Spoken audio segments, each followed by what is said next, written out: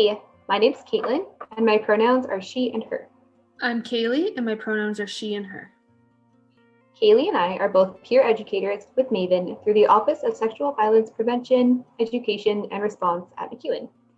MAVEN focuses on educating the wider MacEwan community on the importance of consent in the efforts of eliminating sexual violence.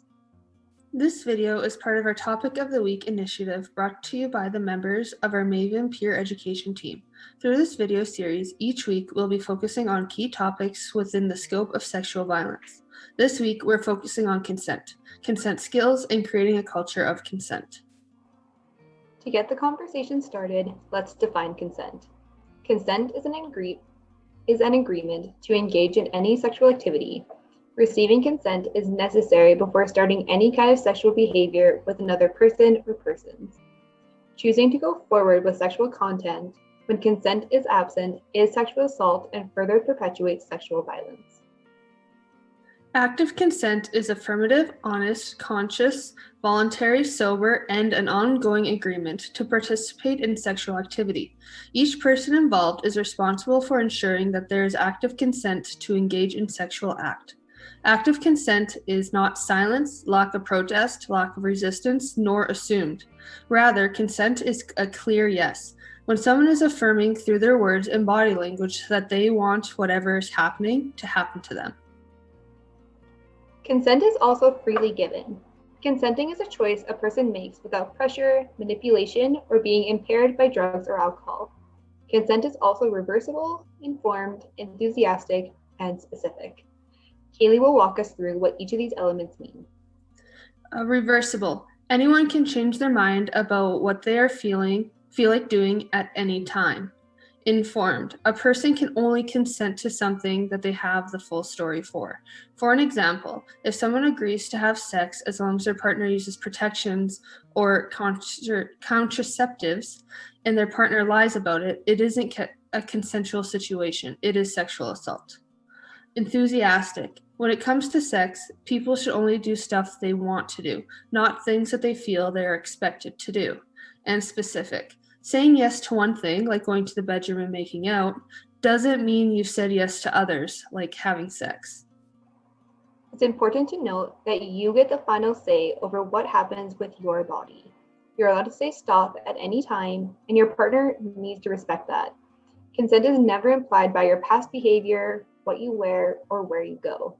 Sexual consent is always clearly communicated.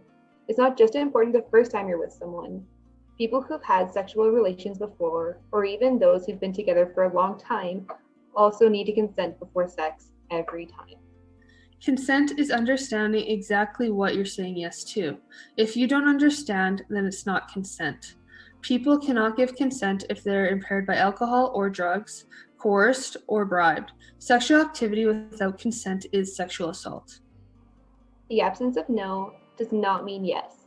If you are unsure, stop and ask, is this okay? It is also important to be able to recognize nonverbal signs of refusal, such as avoiding eye contact, crying, pushing away, shaking head no, silence, not being responsive, changing subject or location.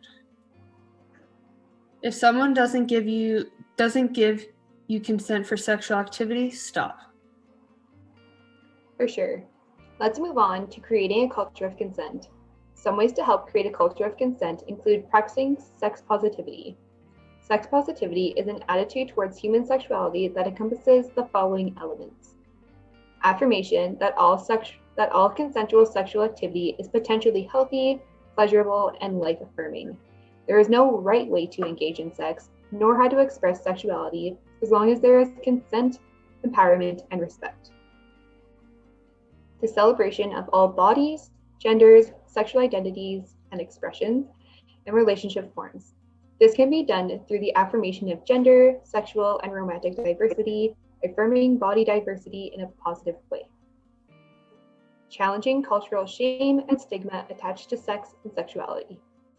We can do this by affirming everyone's inherent right to make decisions about their own bodies and sexualities. When people come together through the practice of sex positivity is when culture of consent can start to thrive. This concludes our discussion on consent, consent skills, and creating a culture of consent. There are learning and support resources listed in the description below should anyone need them. Thank you all for viewing, and don't forget to keep an eye out for our next episode, which will be posted on March 22nd.